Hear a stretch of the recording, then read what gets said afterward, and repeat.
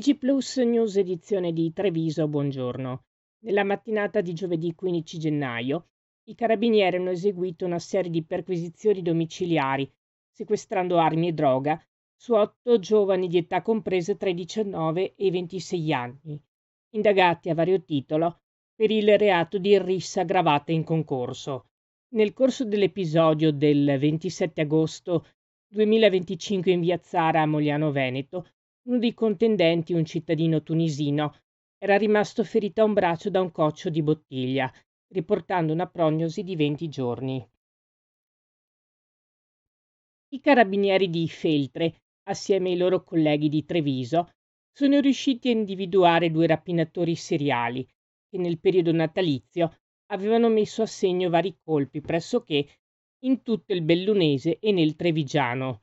L'operazione ha così sgominato una piccola ma aggressiva banda di rapinatori.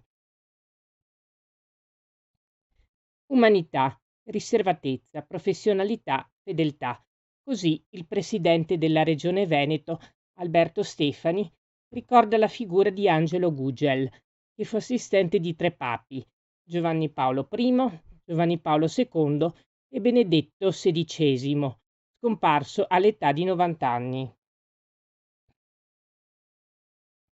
Il dottor Roberto Baccichet, primario del reparto di ginecologia del presidio ospedaliero Giovanni XXIII di Monastierra, è il nuovo presidente nazionale dell'AIUG, Associazione Italiana di Uroginecologia, una società scientifica nazionale accreditata dal Ministero della Salute, che si occupa dell'inquadramento e del trattamento delle disfunzioni pelvi-perineali femminili.